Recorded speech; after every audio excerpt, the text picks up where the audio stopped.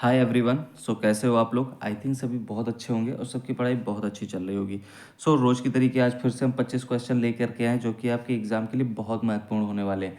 और आज हमने कुछ चीज़ें एडिशनल भी की हैं, जैसे कि जो आर्ट से रिलेटेड करंट अफेयर्स हो सकती थी उसको हम लोगों ने भी ऐड किया इन क्वेश्चंस में, ताकि आपकी वो क्वेश्चंस भी रिवाइज होते रहें। सो वीडियो को जो लोग भी देख रहे हो वो आखिरी तक देखिएगा, ताकि कोई भी चीज़ आपसे मिस ना हो जाए। ठीक है। और जो लोगों ने अभी तक चैनल को सब्सक्राइब नहीं किया तो क्या कर रहे हो, जल्दी से जाओ सब्सक्राइब कर दो। और आपका एक सब्सक्राइब हमें काफ़ी मोटिवेट करता है। ताकि हम अच्छा कोई क्वेश्चन प्रिपेयर कर सकें, अच्छे आपके लिए मैटर्स ला सकें। ओके। सो क्वेश्चन को स्टार्ट करते हैं, आगे बढ़ते हैं। क्वेश्चन नंबर फर्स्ट हमसे क्या कह रहा है, जस्ट अ सेकेंड।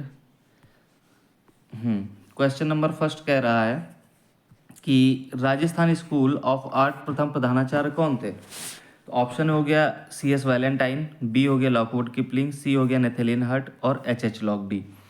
तो राजस्थान स्कूल ऑफ आर्ट या जयपुर स्कूल ऑफ आर्ट, दोनों बात एक ही हैं। तो इसके जो प्रथम प्रधानाचार्य हो जाएंगे वो हो जाएंगे आपके CS वैलेंटाइन। तो और इसकी स्थापना देख लेते हैं कब हुई थी, 1857 में हुई थी। ठीक है, मदरसा हुनरी के नाम से। ठीक है, बाद में इसका नाम जयपुर कला विद्यालय या राजस्थान स्कूल ऑफ आर्ट हो गया था। ठीक है, इसके प्रथम प्रधानाचार्य हो गए CS वैलेंटाइन। बाकी के ऑप्शन दिए हुए तो उनको भी थोड़ा सा खंगाल लेते हैं। लॉकवुड किपलिंग, ये आपके मेयो कॉलेज ऑफ आर्ट,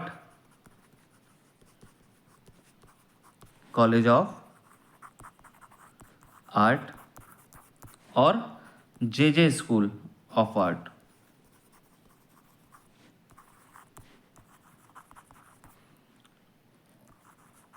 ठीक है, JJ स्कूल ऑफ आर्ट की स्टैब्लिशमेंट कब हुई? जब राजस्थान स्कूल ऑफ आर्ट की हुई 1857 में। जबकि मेयो कॉलेज ऑफ आर्ट है कहाँ, पहले तो ये देख लेते हैं, लाहौर में है। इसकी स्टैब्लिशमेंट कब हुई? 1875 में। तो लॉकवुड किपलिंग भी आपके कवर हो गए। नेथेलियन हंट जो रहे हैं लखनऊ कला विद्यालय में, जहाँ पर असित कुमार हल्दर 1925 में लखनऊ आर्ट कॉलेज।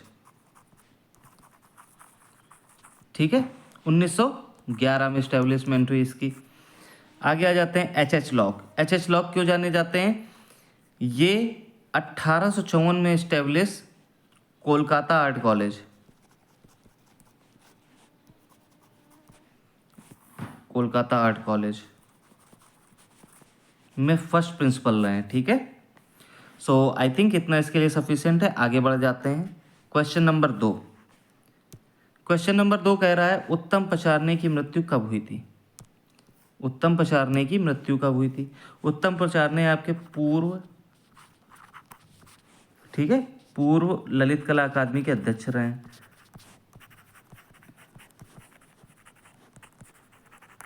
ठीक है, इनका रिसेंट में ही डेथ हुई है। ठीक है, जो आपकी करंट के लिए काफ़ी इंपॉर्टेंट हो जाएगी, तो ये चीज़ें आप बिल्कुल ध्यान से सुनिएगा, देखिएगा। ऑप्शन ए कह रहा है 26 दिसंबर, 17 दिसंबर, बी। ऑप्शन सी कह रहा है 17 नवंबर, ऑप्शन डी कह रहा है 29 मार्च। तो इसका जो उत्तम पचारने की मृत्यु के लिए सही हो जाएगा वो हो जाएगा 26 दिसंबर। ठीक है, और बाकी के ऑप्शंस को भी देख लेते हैं। 17 दिसंबर में आपकी डेथ हुई थी बाला दत्त की। ठीक है, 17 नवंबर में आपके BN गोस्वामी की डेथ हुई थी। ये आपके आर्ट हिस्टोरियन है,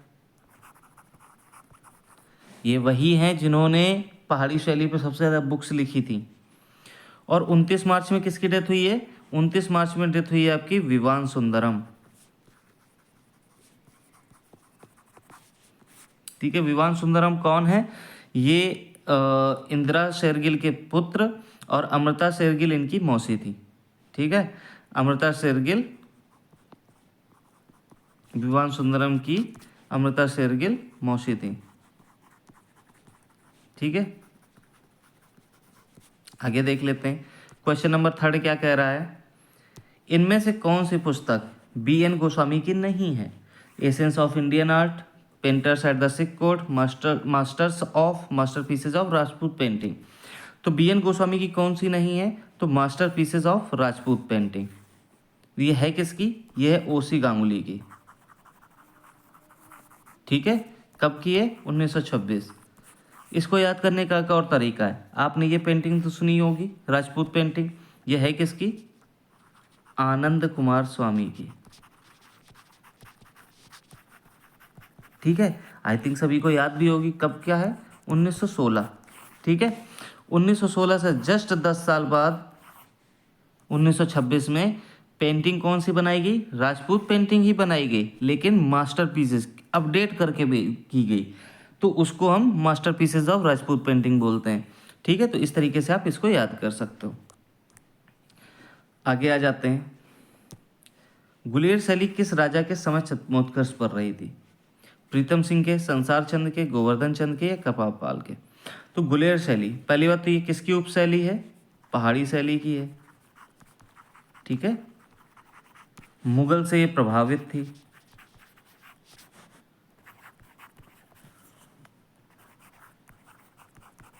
ओके,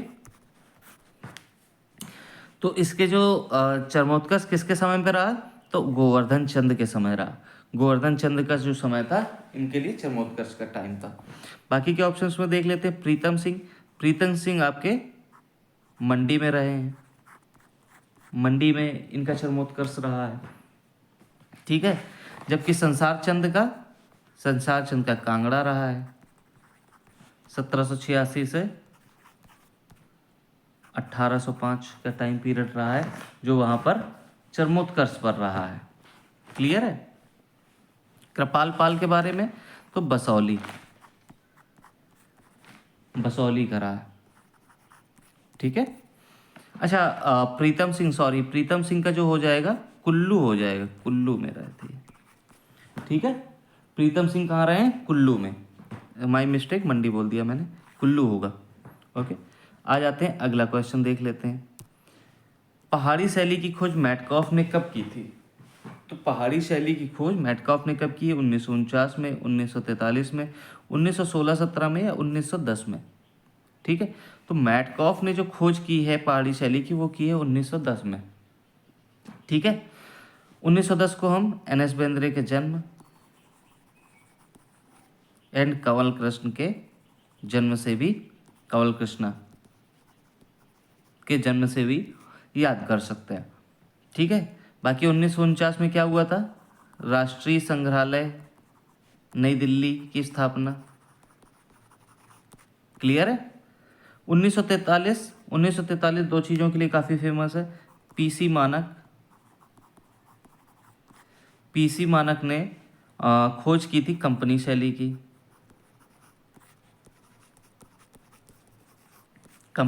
की, ठीक है, और एरिक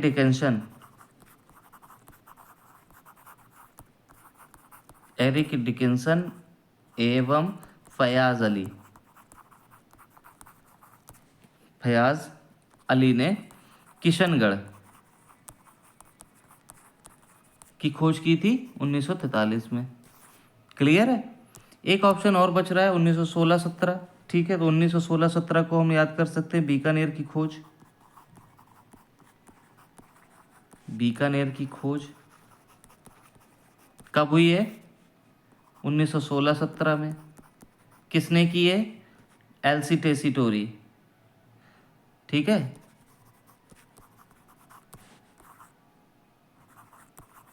टेसीटोरी। क्लियर है? अगला क्वेश्चन आ जाते हैं क्वेश्चन नंबर 6 पे। क्वेश्चन नंबर 6 हमसे क्या कह रहा है?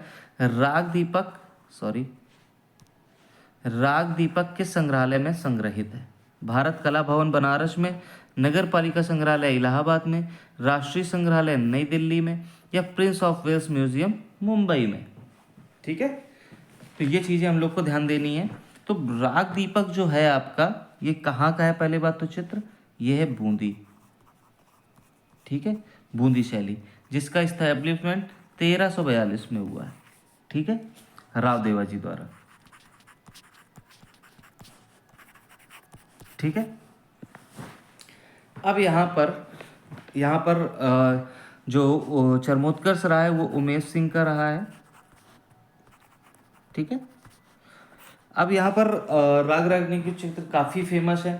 तो उन्हीं में से, उन्हीं राग रागनियों में से राग दीपक के बारे में हमसे जब पूछ रहा है तो राग दीपक कहाँ होगा, तो वो हो जाएगा भारत कला भवन बनारस, भारत कला भवन बनारस में। जबकि एक चित्र है नगर पालिका संग्रहालय में भी संग्रहित है, उसका क्या नाम है, रागिनी भैरवी, रागिनी भैरवी। अब राष्ट्रीय संग्रहालय नई दिल्ली में भी कुछ संग्रहित है, तो वो क्या हो जाएगा, राव में सिंह, राव में सिंह सुअर का शिकार करते हुए, राव में सिंह सुअर का शिकार करते हुए, ठीक है, राव में सिंह सुअर का शिकार करते हुए। और प्रिंस ऑफ वेल्स म्यूजियम, तो यहां पर एक चित्र है इसका काफी फेमस है, कांटा निकालते हुए, ठीक है, कांटा निकालते हुए। ये आपके जोधपुर में भी पाया जाता है ये चित्र, ठीक है। इसके अलावा एक चित्र और है जो आपने बहुत अच्छे से सुना होगा, मोहन का वो चित्र है, दूज का चांद देखते प्रेमी युगल, दूज का चांद देखते प्रेमी युगल, ठीक है। आई थिंक सफिशियंट हो गया इसके लिए। अगला आ जाते हैं क्वेश्चन नंबर 7। क्वेश्चन नंबर 7 कह रहा है 1630 में के गीत गोविंद तथा रसिक प्रिया का चित्रण किसने किया था। 1630 के गीत गोविंद और रसिक प्रिया का चित्रण किसने किया था, देवीदास ने, मानकू ने, मनोहर ने या शहाबुद्दीन ने।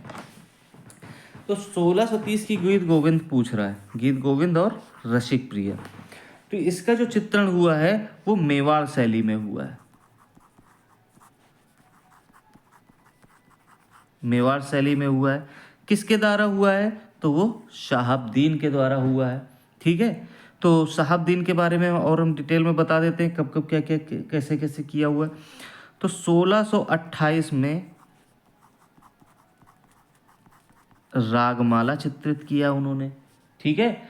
और 1630 में गीत गोविंद और रसिक प्रिया, ठीक है। रसिक प्रिया का एक महत्वपूर्ण चित्र भी है इसका, रासलीला, ठीक है। तो रासलीला इनका बहुत महत्वपूर्ण चित्र हो जाता है रसिक प्रिया से संबंधित। उसके बाद 1648 में ही, 1648 में भागवत पुराण,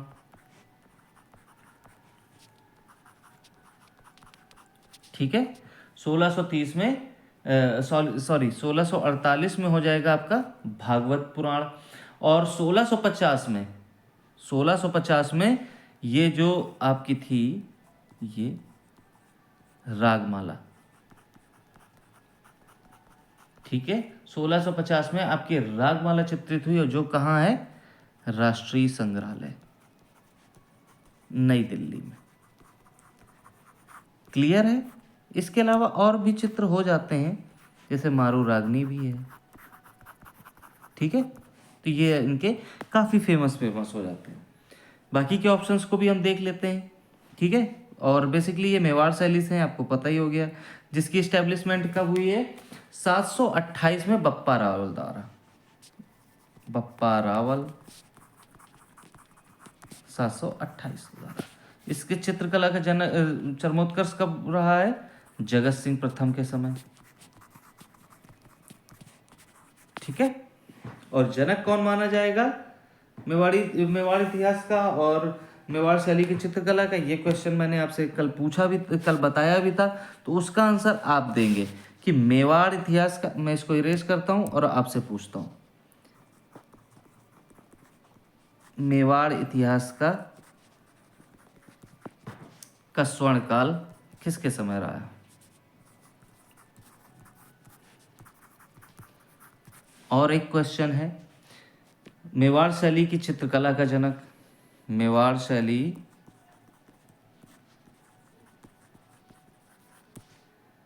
की चित्रकला का जनक।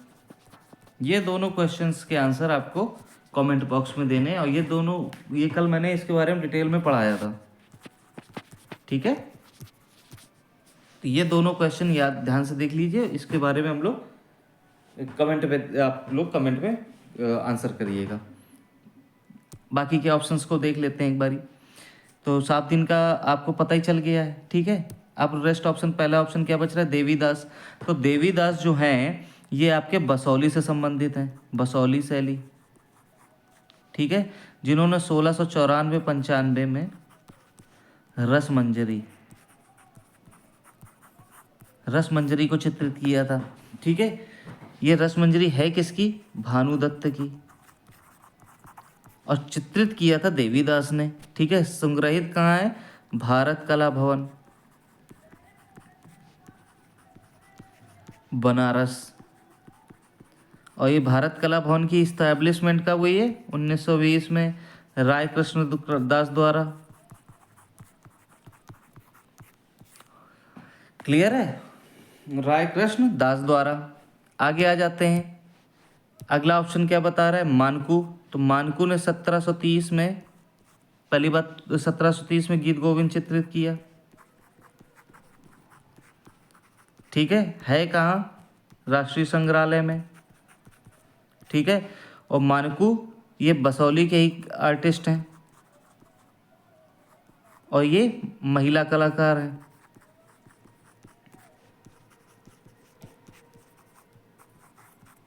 क्लियर है। अब बचते हैं मनोहर। तो मनोहर के बारे में हम क्या समझ सकते हैं, तो मनोहर ने रामायण चित्रित किया था, ठीक है, रामायण को चित्रित किया था 1649 में, 1649-50 का टाइम बोल सकते हो। और है कहाँ, Prince of Wales museum.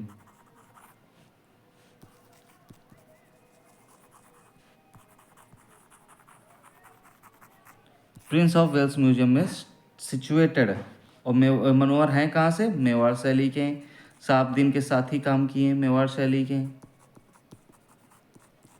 Clear है। अब आगे आ जाते हैं क्वेश्चन नंबर 8 पे। क्वेश्चन नंबर 8 क्या कह रहा है, इनमें से कौन सा मेवाड़ शैली का प्रमुख चित्र है, मेवाड़ शैली का प्रमुख चित्र पूछ रहा है, ठीक है। तो ऑप्शंस देख लेते हैं हम लोग कुछ। श्री राग की रागनी गुमारू, कर्नल टाट की सवारी, चौगान प्लेयर्स, कांटा निकालते हुए। तो इसके बारे में भी हम थोड़ा सा डिटेल समझ लेते हैं। ऑप्शन ये बता रहा है श्री राग के रागनी कुमारू, तो मेवाड़ का चित्र का पूछ रहा है, तो श्री राग के रागनी कुमारू, ठीक है। इसी को ढोला मारू कहते हैं, ठीक है। सर्वप्रथम मेवाड़ शैली में चित्रित हुआ है, कब चित्रित हुआ है, 1592 में। इसका ग्रंथ जो लिखा गया था ढोला मारू ग्रंथ, वो 1550 से 60, 1550 से 60 के मध्य लिखा था कवि कलोल ने, ठीक है, कवि कलोल ने। जबकि किसके समय में, रावल हरिराज के समय में।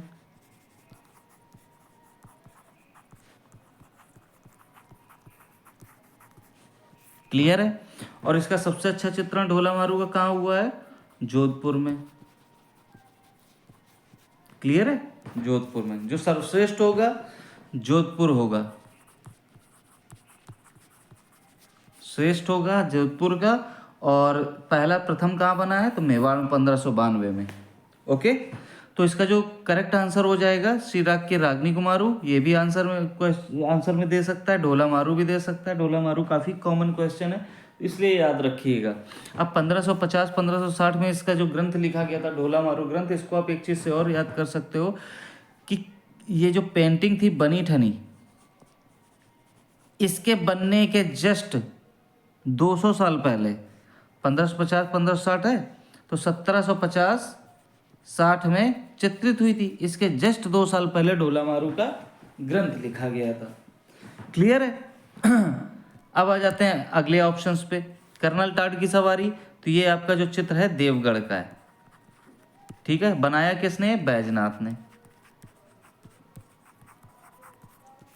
क्लियर। अगला ऑप्शन है चौगान प्लेयर्स। चौगान प्लेयर्स आपका जो चित्र है, भित्ति चित्र है, ये जोधपुर का है, ठीक है, जोधपुर का है। और ये इसकी इस्टेब्लिशमेंट कब हुई, 1458 में हुई है। राव जोधा जी ने। ठीक है। कांटा निकालते हुए, कांटा निकालते हुए के बारे में अभी मैंने बताया भी है आपको कि प्रिंस ऑफ वेल्स म्यूजियम में है।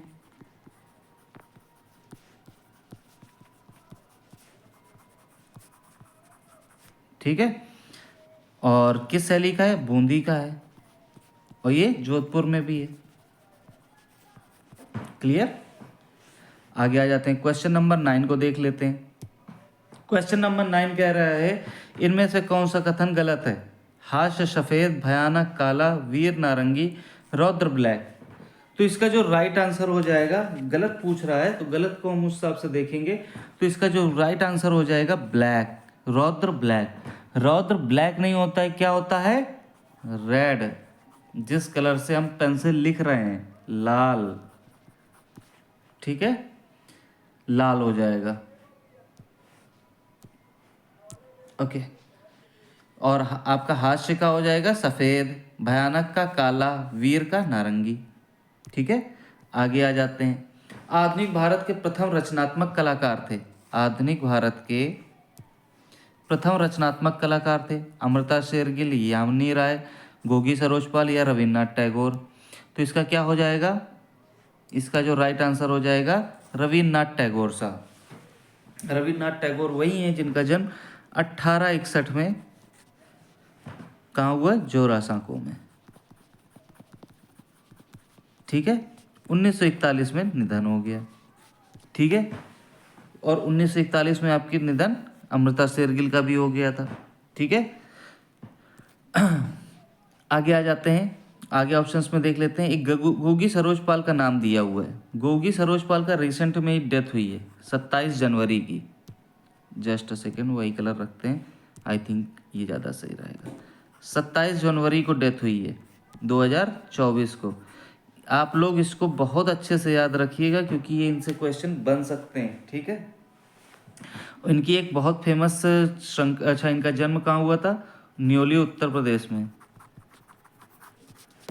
उत्तर प्रदेश। ठीक है। तो उत्तर प्रदेश की कलाकार भी हैं, उनकी डेथ भी हुई, तो ये काफ़ी इंपॉर्टेंट हो जाती है। इनकी काफ़ी फेमस श्रृंखला है कामधेनु। कामधेनु श्रृंखला है काफ़ी फेमस। ठीक है। बाकी अमृता शेरगिल का आपका जन्म 1913, कहाँ? हंगरी। ठीक है। निधन 1941। ठीक है, लाहौर। प्रथम आधुनिक महिला कलाकार बोली जाती हैं। ठीक है। और राजा रवि वर्मा के बाद दूसरी ऐसी कलाकार हैं जो यूरोपीय पद्धति में कार्य करती थी और विषय इनके भारतीय थे। ठीक है। यामिनी राय लोक कला से प्रभावित कलाकार हैं। यामिनी राय नाम से मत जाइएगा, ये मेल आर्टिस्ट हैं। ठीक है, फीमेल नहीं है, औरत नहीं है। तो इनका जन्म कब हुआ है? 1887। ठीक है।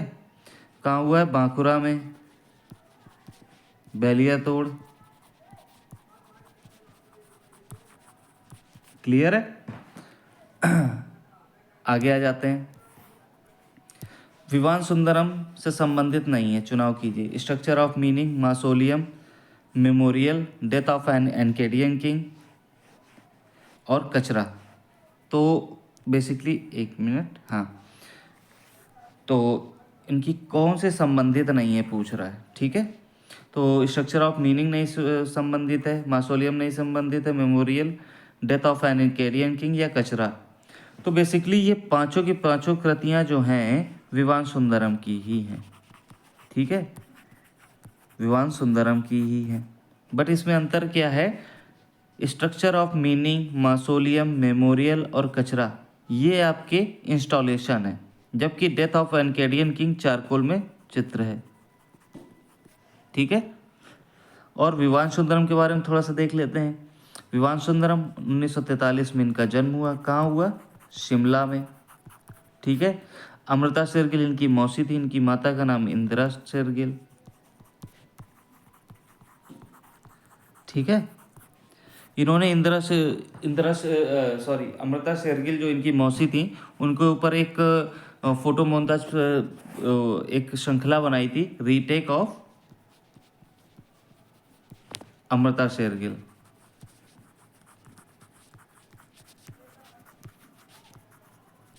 ठीक है, retake of Amrita Shergill.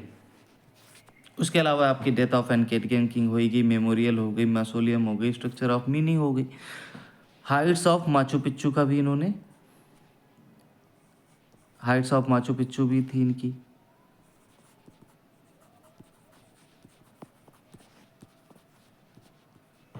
Clear, आगे बढ़ते हैं। नायिका भेद का सर्वाधिक अंकन, नायिका भेद का सर्वाधिक अंकन वह 16 राग और 32 रागनियों, ठीक है, 32 रागनियों का अंकन किस शैली में हुआ है? तो ऑप्शन क्या बता रहा है आपका? ऑप्शन बता रहा है कांगड़ा, बसौली, मेवाड़ और जोधपुर। नायिका भेद पहली बात तो सबसे ज़्यादा किस में हुआ था इन सभी शैलियों में? वो हुआ था कांगड़ा में। स्टार्टिंग कहाँ से हुई थी? गुलेर और कांगड़ा में सर्वश्रेष्ठ हुआ था, ज़्यादा हुआ था सबसे ज़्यादा, ठीक है। तो नायिका भेद का सर्वाधिक अंकन तो गुलेर तो दिया नहीं, कांगड़ा दिया, वो कांगड़ा सही हो जाएगा, ठीक है। अब कांगड़ा के बारे में कुछ चीज़ें जान लेते हैं। कांगड़ा के बारे में क्या क्या हो सकता है? 1786 और 1805 चरमोत्कर्ष हो जाएगा संसार चंद के समय, ठीक है। इसके कलाकार कौन कौन से हो सकते हैं, हो क्या सकते हैं, जो हैं वो बता रहा हूँ। प्रमुख चित्रकार कौन कौन से हैं? कुशन लाल,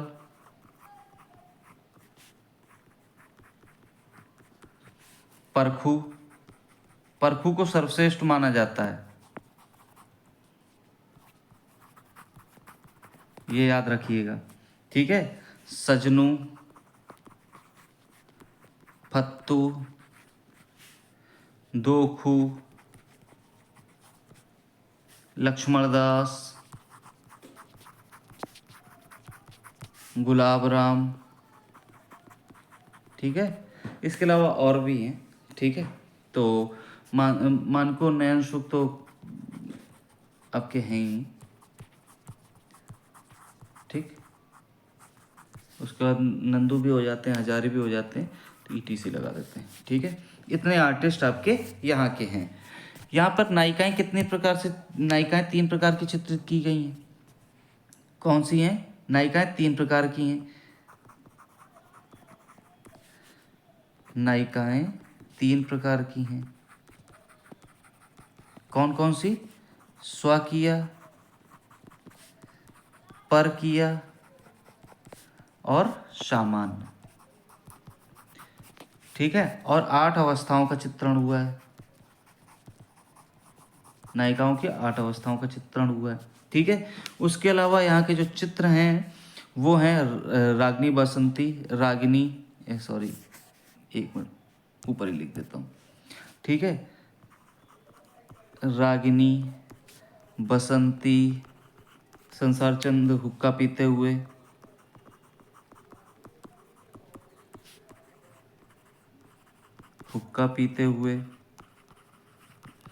सिकंदर महान की मुखाकृति,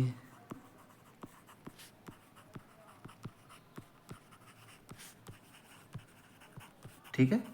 आई थिंक इसके लिए इतना सफिशियंट है। आगे समझ लेते हैं बसौली। बसौली क्या आपको डिटेल मैंने बता ही रखी है सारी कुछ। ये भी पहाड़ी शैली की उपशैली है, जो कि पहाड़ी लोक कला से प्रभावित है, ठीक है। यहीं से देवीदास ने रसमंजरी और मानकू ने, जो कि महिला कलाकार थी, मानकू ने गीत गोविंद, ठीक है। अगला आ जाते हैं Mewar. Just a second, sorry. Mewar क्या कह रहा है? मेवाड़, ठीक है। मेवाड़ के बारे में थोड़ा समझ लेते हैं। 728 में इस्टेब्लिशमेंट किसने की है? बप्पा रावल ने, ठीक है। बाकी मैंने अभी कुछ डिटेल आपको पीछे दे दी कि साहबदीन ने वहाँ पर चित्रण किया था, कब क्या क्या किया था, वो सारी चीज़ें मैंने एक बार में आपको समझा दी हैं। कुछ चीज़ें हैं जो मैं और आपको ऐडअप कर देता हूँ, क्या क्या हो सकती हैं। कि यहाँ के आर्टिस्ट, क्योंकि बाकी की चीज़ें तो मैंने आपको सारी आई थिंक समझा दी थी, और मैंने 2 इसी से क्वेश्चन पूछे हैं, तो अगर मैं बताऊंगा तो उसका कोई मतलब नहीं बनता है। तो यहाँ के आर्टिस्ट कौन कौन से थे उनके बारे में एक बार ही समझ लेते हैं। मेवा, निसार, नाना साहेब, मन से खाते हैं। ठीक है, मेवा से हो जाएगा मेवाड़, निसार से हो जाएंगे निसारदीन। निसारदीन ने 1605 में क्या चित्रित किया था आपका? चावंड रागमाला। क्या हो जाएगा? एक मिनट, चावंड, क्या हो रहा है पेन में? चावंड रागमाला। ठीक है, नाना से क्या हो जाएंगे? नाना राम। साहेब से क्या हो जाएंगे? साहबदीन। मन से क्या हो जाएगा? मनोहर। ठीक है, तो आई थिंक सफिशिएंट है इसके बारे में। जोधपुर के बारे में पता ही है कि मारवाड़ की उपशैली है, और मारवाड़ किसकी उपशैली है? तो राजस्थान की। ठीक है, मारवाड़ में शासन कौन सा था? राठौर का था। ठीक है, इसकी इस्टेब्लिशमेंट कब हुई है? 1458 में, राव जोधा जी। इसी शैली में ढोला मारू का सर्वश्रेष्ठ चित्रण हुआ है। सॉरी, ढोला मारू का सर्वश्रेष्ठ चित्रण हुआ, प्रथम कहाँ हुआ है? मेवाड़ में। ठीक है, मानसिंह का समय चरमोत्कर्ष पर था। क्लियर है, आगे आ जाते हैं। ध्वज में चक्र किसका प्रतीक है? ध्वज में चक्र किसका प्रतीक है? उपजाऊपन का, सत्य का, बलिदान का, गतिशीलता का। पहले तो चीजें समझ लेते हैं। ध्वज भारतीय, उसका नाम क्या है? तिरंगा। इसकी डिजाइन किसने दी? पिंगली वैकेया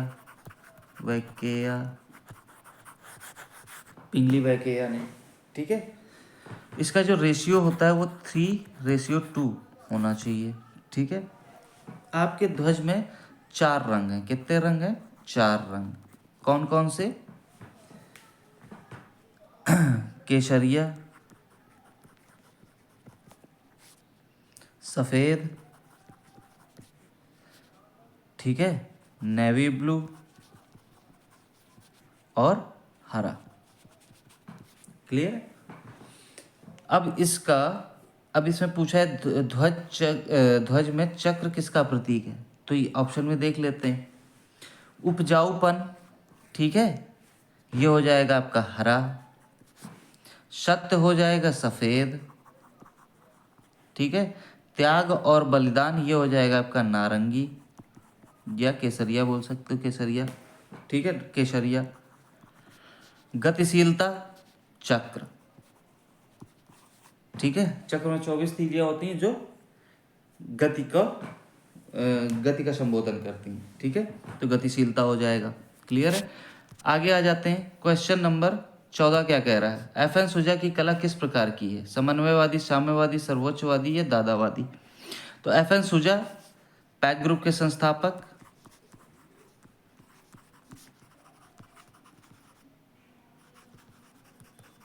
पैक ग्रुप के संस्थापक कब? 1947। और FN सुजा का जन्म कब हुआ है? 1924 में। ठीक है, और ये FN सुजा किस प्रकार की FN सुजा की कला किस प्रकार की है? तो साम्यवादी है, तो ऑप्शन क्या हो जाएगा सही? बी। और समन्वयवादी के लिए कौन जाना जाता है? अवनी बाबू। अवनी बाबू बंगाल शैली के जनक।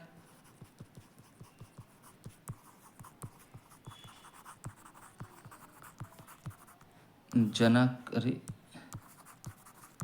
ठीक है, आगे आ जाते हैं। इनमें से कौन सा शाहजहां ने निर्माण नहीं करवाया? ताजमहल आगरा का,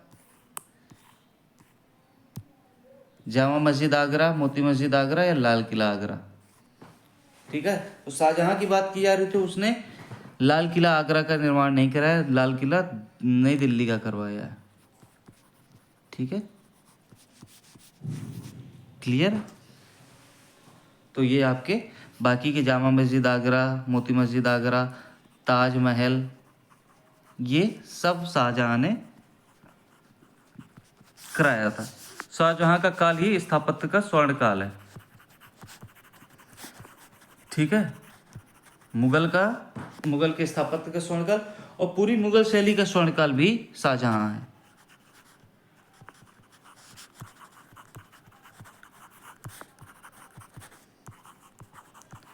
संपूर्ण मुगल शैली का स्वर्ण काल। क्लियर है, आगे आ जाते हैं। शाहजहां के चित्रकला का अध्यक्ष कौन था? अकारिजा, सिराजी, मीर सैयद अली या फकीरुल्लाह खां? ठीक है, पहले तो इसको तो आप देखो, अगर आपको नहीं पता है तो आपको मतलब कि आपने अगर मुगल शैली पढ़ी बट ये चीज़ आपको नहीं पता है तो आप इसको एलिमिनेट करके भी कर सकते हो। देखो सिराजी जो थे ये आपके अकबर टाइम पीरियड में थे, अकबर, मीर सैयद अली भी। ठीक है, अकारिजा जहांगीर के टाइम पीरियड का था। ठीक है, अबुल हसन का पिता। अब बचा कौन? फ़कीरुल्लाह खां। तो शाहजहां की चित्रकला का अध्यक्ष कौन था? फ़कीरुल्लाह खां। और अकारिजा किसके समय में था? अकारिजा के किसकी चित्रकला के अध्यक्ष था?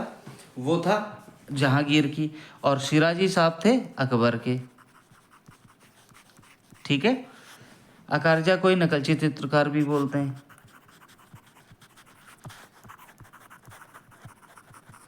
और अबुल हसन जो था वो जहांगीर का सबसे प्रिय चित्रकार हुआ करता था। ठीक है, आपके जो सिराजी थे ये पशु चित्रण के लिए काफ़ी प्रसिद्ध थे और मीर सैयद अली ग्राम्य जीवन के लिए। क्लियर है, आगे आ जाते हैं। भागवत गीता का फारसी अनुवाद किसने किया था? फैजी ने, अबुल फजल ने, कविरुदगी ने या बदायूनी ने? तो भागवत गीता का जो फारसी अनुवाद जो किसने किया था? तो वो किया था फैजी ने। फैजी वही हैं जिन्होंने पंचतंत्र का फारसी अनुवाद किया था। पंचतंत्र, ठीक है, पंचतंत्र का फारसी अनुवाद किया था किस नाम से? अनवर ए सुहेली। पंचतंत्र है कि विष्णु शर्मा की है। ठीक है, अनवर ए सुहेली। और अबुल फजल ने भी किया था, अबुल फजल ने भी फारसी भाषा में अनुवाद किया था पंचतंत्र का। क्या किया था? अय्यारे दानिश। और कविरुदगी ने भी पंचतंत्र का किया था किस भाषा में? अरबी में। क्या किया था? कलीला दमना।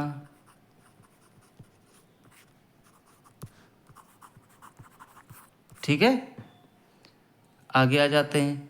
बदायूनी, बदायूनी के फेमस है अब्दुल कादिर बदायूनी। तो अब्दुल कादिर बदायूनी ने महाभारत एवं रामायण का फारसी अनुवाद किया था।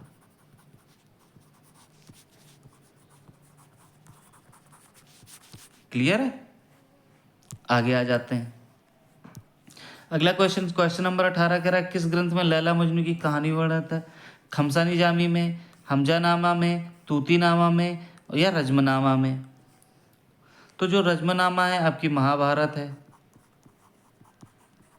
ठीक है, तूतीनामा में तोते के प्रेमल आपको दिखाया गया है।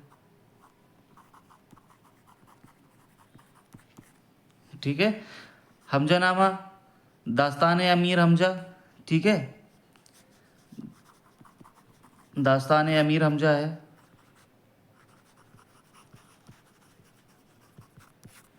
खमसा जामी जो है वो आपकी लैला मजनू की कहानी है। कहाँ है? लंदन में संग्रहित है। ठीक है, ब्रिटिश संग्रहालय लंदन में। हमजानामा के बारे में कुछ चीज़ें समझ लेते हैं। हमजानामा जिसका टाइम पीरियड, चित्रण का टाइम पीरियड क्या रहा है? 1560 से 75 का टाइम पीरियड। ठीक है, जिसके 4 भाग हुमायूं के टाइम में चित्रित हुए। मीर सैयद अली, की अध्यक्षता में। ठीक है, 1000 चित्र बने। और बाकी के 8 जो है अकबर के टाइम पीरियड में अबू शम्स सिराजी,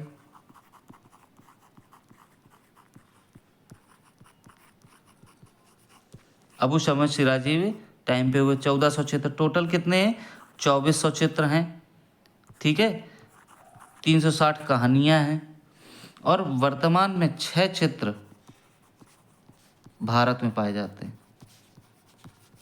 बस। ठीक है। और राय कृष्णदास का एक मत था कि ये पूर्ण रूप से अकबर के टाइम पीरियड की है, अकबर के समय की है। ये किसने कहा है? राय कृष्णदास ने। ठीक है, तो ये याद रखिएगा। ठीक है, इसमें हाँ 2400 चित्र आपको बताई दिया, 360 कहानियाँ। अगला देख लेते हैं क्या है। तूतीनामा, तूतीनामा लास्ट ईयर पूछा भी गया था। 103 चित्र हैं इसमें। ठीक है, 103 चित्र। रज्मनामा, रज्मनामा महाभारत, महाभारत का फारसी अनुवाद रज्मनामा है। अब्दुल कादिर बदायूनी, अब्दुल कादिर बदायूनी ने किया है। ठीक है, इसके 169 चित्र हैं। वर्तमान में सवाई मानसिंह,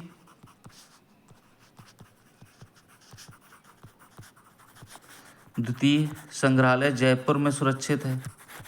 ठीक है, और ब्रिटिश संग्रहालय लंदन में भी है।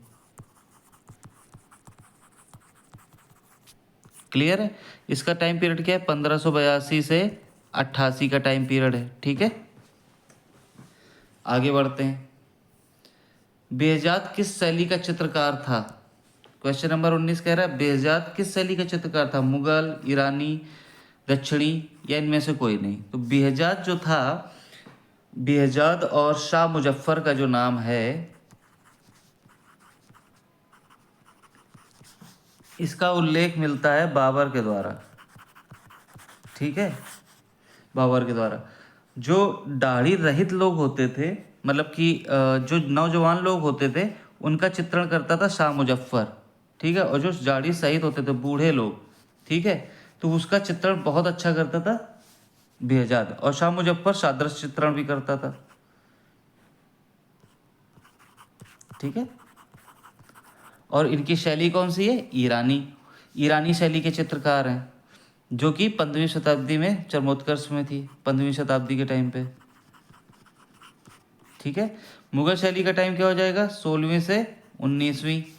और दक्षिणी शैली पैरेलल चल रही थी मुगल के, तो इसका भी टाइम 16वीं से 19वीं। आगे बढ़ जाते हैं। क्वेश्चन नंबर 20 क्या कह रहा है हमसे? अभ्रंश शैली की वर्ण योजना किस प्रकार की है? अभ्रंश शैली की वर्ण योजना किस प्रकार की है? हल्के रंग, चटक रंग या मध्यम रंग या इनमें से कोई नहीं? तो जो अभ्रंश शैली है उसकी जो रंग योजना रही है वो चटक रंगों की रही है। ठीक है, क्लियर है, चटक रंग रहे हैं। अगर अभ्रंश शैली के टाइम पीरियड की बात की है तो 11वीं से लेकर के 15वीं शताब्दी के मध्य का है, उत्तर मध्य काल का। ठीक है, उत्तर मध्य काल का। क्लियर है। जो इसकी वर्ण योजना है, वर्ण योजना वो कैसी है? चटक है, 11वीं से 15वीं के टाइम पीरियड की है। ठीक है, इसको गुजराती शैली किसने कहा था? एनसी मेहता साहब ने, एनसी मेहता ने गुजराती शैली का, अरे क्या हो रहा है, जस्ट अ सेकेंड, गुजराती शैली। ठीक है, और इसको आनंद कुमार स्वामी और लामा तारानाथ, आनंद कुमार स्वामी और लामा तारानाथ, तीनों ने क्या कहा है? पश्चिमी भारतीय शैली। ठीक है, पश्चिमी भारतीय शैली। जबकि इसको राय कृष्णदास ने क्या नाम दिया था? राय कृष्णदास, राय कृष्णदास ने इनको कहा था अभ्रंश शैली। ठीक है, अपभ्रंश शैली। और इसको जैन शैली किसने कहा है? तो पर्सी ब्राउन साहब ने कहा है जैन शैली। ये नामकरण जो जो है, ये जितने भी नामकरण है ये सब आप याद रखिएगा, क्योंकि ये काम आते हैं, क्योंकि ये क्वेश्चन भी आते हैं तो ये आपके काम आएंगे। क्योंकि अगर कोई भी क्वेश्चन आता है, मान लो वो चीज़ नहीं याद है, मान लो आपको रायकस दास अपभ्रंश शैली नहीं याद है, बाकी के याद है, तो अब भी आप एलिमिनेट करके कर सकते हो। ठीक है, तो ये चीज़ें अच्छे से याद रखिएगा। यहाँ पर सवा चश्म चेहरे, सवा चश्म चेहरे बने हैं। ठीक है, आगे आ जाते हैं। क्वेश्चन नंबर 21 क्या कह रहा है? एलोरा की 31 नंबर की गुफा को किस नाम से जाना जाता है? इंद्र सभा, जगन्नाथ सभा, सप्त मातृकाओं या रंग महल? तो एलोरा पहले समझ लेते हैं, महाराष्ट्र के औरंगाबाद में। ठीक है, महाराष्ट्र के औरंगाबाद में कुल 34 गुफाएं हैं। क्लियर है? 34 में 1 से 12 आपकी बौद्ध की हैं। ठीक है, 13 से 29 आपकी ब्राह्मण हैं और 30 से 34 आपकी जैन है। इसका मतलब क्या हुआ? यहाँ तीनों धर्मों से संबंधित आपको चित्र वगैरह मिलते हैं। ठीक है, अब पूछ रहा है 31 नंबर की गुफा, तो आपकी जो रंग महल है उसे 31 नंबर की गुफा को कहते हैं। इंद्र सभा ये हो जाएगी 32वीं गुफा, जगन्नाथ सभा 33वीं गुफा, जबकि सप्त मातृका 19वीं गुफा। सप्त मातृकाओं को 19वीं गुफा कहते हैं, 19वीं गुफा को सप्त मातृका कहते हैं। इसकी एक 16वीं नंबर की गुफा है जो काफ़ी फेमस है, 15वीं और 16वीं। 15वीं दशावतार, ठीक है, और 16वीं कैलाश मंदिर। ठीक है, तो ये आई थिंक कि आपको क्लियर हो गई होंगी सारी चीज़ें कि कौन कौन सी किस गुफा को क्या कहा जाता है और क्या क्या इम्पोर्टेंट हो सकता है और किस किस जगह पर, मतलब सॉरी किस किस टाइम पीरियड में कौन कौन सी हैं, ये मैं आपको और एडिशनल बता देता हूँ। 1 से 12 जो है 350 700 हो जाएगा। ठीक है, और आपकी 13 से 29 8वीं से 10वीं शताब्दी की हो जाएंगी और 30 से 34 9वीं से 12वीं की हो जाएंगी। तो चौथे से 12वीं शताब्दी की हैं ये। और किस शासनकाल की? तो राष्ट्रकूट। ठीक है, राष्ट्रकूट। आई होप कि सारी डिटेल आपको समझ में आ गई होगी। क्वेश्चन नंबर अगले की ओर बढ़ते हैं। त्रिविक्रम तथा हरिहर की मूर्तियां कहाँ से प्राप्त हुई हैं? अजंता, बाग, बादामी, या अगला ऑप्शन भी देख लेते हैं, चित्तनवासल। ठीक है, चित्तनवासल। तो ये 4 ऑप्शन दिए हुए हैं आपके। तो त्रिविक्रम और हरिहर की मूर्तियां जो हैं वो आपकी बादामी से मिलती हैं। ठीक है, बादामी गुफा कहाँ है? कर्नाटका में है। ठीक है, जो कि चालुक्य टाइम पे, चालुक्य राजवंश में बनी। ठीक है, यहाँ 4 गुफाएं हैं, 3 ब्राह्मण हैं और 1 लास्ट वाली जैन है। ठीक है, क्लियर? तो यहाँ पर ब्राह्मण और जैन से संबंधित है। इसकी खोज स्ट्रेला क्रेमरिस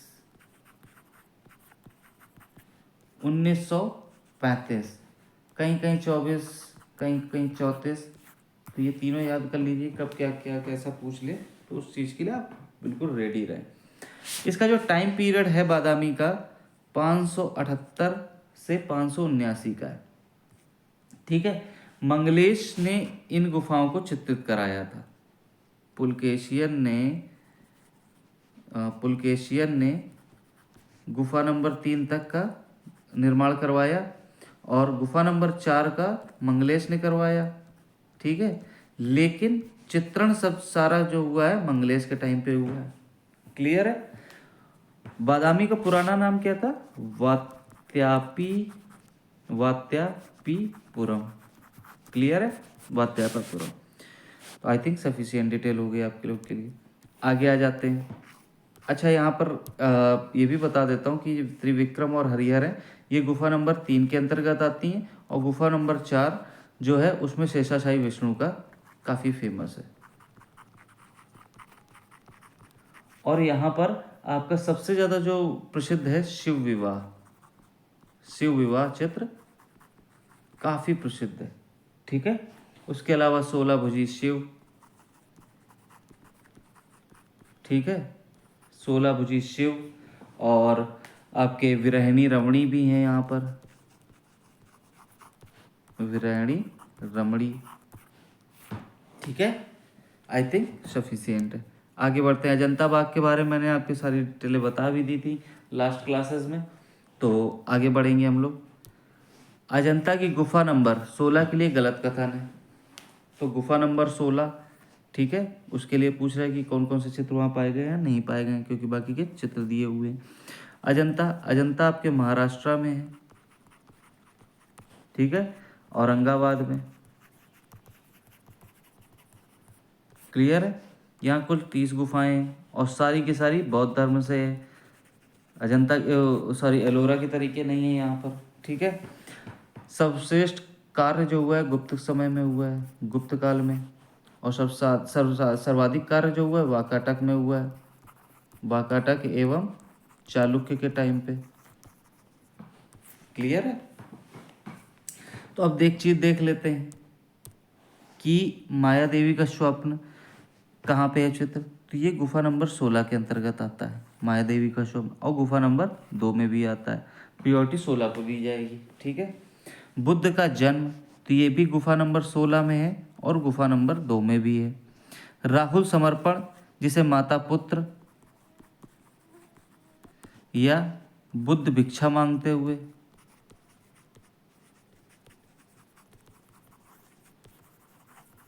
ठीक है, बुद्ध भिक्षा मांगते हुए कहाँ हो जाएगा, गुफा नंबर 17 में। बुद्ध का गृह त्याग, बुद्ध का गृह त्याग जो है गुफा नंबर 16 में।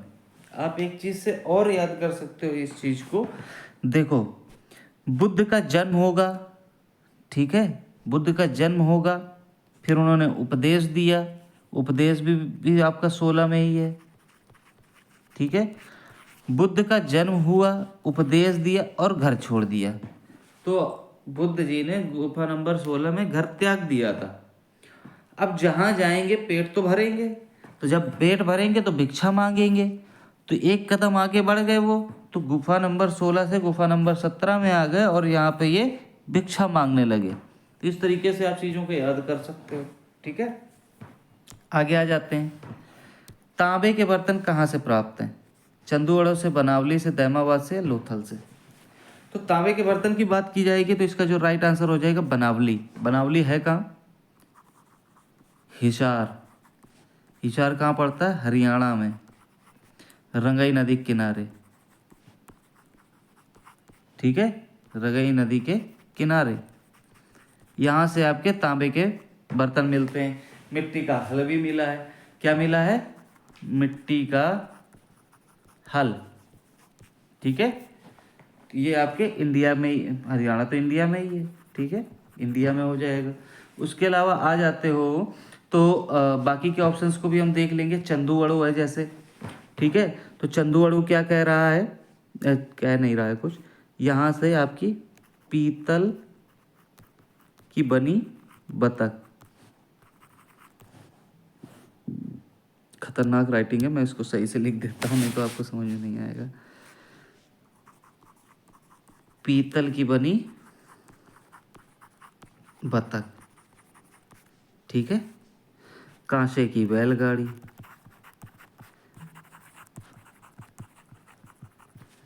कांसे की बैलगाड़ी हो गई। उसके अलावा वक्राकार ईंटें। और एक क्वेश्चन काफ़ी पूछा जा रहा है, पूछा गया है पेपर्स में, पीपल वृक्ष पकड़े 2 महिलाएं। पीपल वृक्ष पकड़े 2 महिलाएं, ठीक है। और चंदूगढ़ों की जो खोज है वो किसने की थी? 1931 में एनजी मजूमदार। क्लियर है? उत्खनन 1935 अर्नेस्ट मैके। क्लियर है? आई थिंक सफिशियंट डिटेल है। बनावली की मैंने डिटेल थोड़ी सी नहीं बताई है तो वो बता देता हूँ। तो आर.एस. विस्ट ने 1973 में खोज की थी। ये इसकी एडिशनल चीज़ है। मिट्टी का हल बता ही दिया है, बाकी तांबे के बर्तन है, इतना इसके लिए इंपॉर्टेंट है। दैमाबाद से आपके मिली है तांबे का रथ, ठीक है।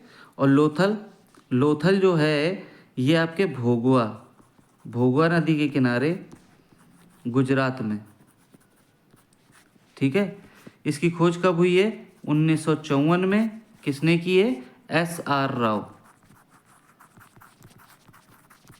क्लियर है? और इसमें लगभग 55 से 60 के समय, 1955 से 60 के समय इसका उत्खनन कार्य वगैरह इन्होंने करवाना शुरू किया था। यहीं से आपके बंदरगाह मिला है। मनके के कारखाने हैं। मनके के कारखाने आपके चंदोड़ों में भी हैं और लोथल में भी हैं, ठीक है। मनके के कारखाने। तांबे का हंस भी आपको यहीं से मिलेगा। क्लियर है? आगे बढ़ जाते हैं। आखिरी क्वेश्चन क्या कह रहा है आपका? शांति निकेतन को कब विश्व विरासत सूची में शामिल किया गया? 2003 में, 2021 में, 2016 में, 2023 में। तो इसका जो करेक्ट आंसर हो जाएगा 2023 में। ये एक करंट का क्वेश्चन है तो अच्छे से याद रखिएगा, हो सकता है पेपर में पूछे जाए। तो आज के डेट में 3-4 लोग जो अभी डेथ हुए थे उनके बारे में भी आपको बताया, और क्या शांति निकेतन को जो विश्व विरासत सूची में शामिल किया गया वो भी आपको हमने बताया। तो ये चीज़ें नोट कर लीजिएगा। 1901 में इसकी इस्टेब्लिशमेंट हुई, ठीक है। 1919 में शांति निकेतन कला भवन बना, कला भवन की इस्टेब्लिशमेंट हुई, ठीक है।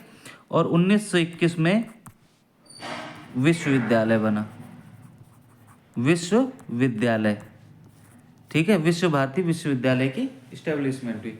सो आज की क्लास यहीं पे ख़त्म करते हैं। सो जो लोग भी वीडियो को अभी तक देख रहे हैं तो प्लीज़ चैनल को लाइक करना, शेयर करना और चैनल को सब्सक्राइब करना बिल्कुल मत भूलिएगा। बेल आइकन जरूर प्रेस कर लीजिए ताकि कोई भी नई वीडियो आती है तो आपको नोटिफिकेशन मिल जाए, ताकि आपसे कोई भी इंपॉर्टेंट क्वेश्चन मिस ना हो। Thank you so much.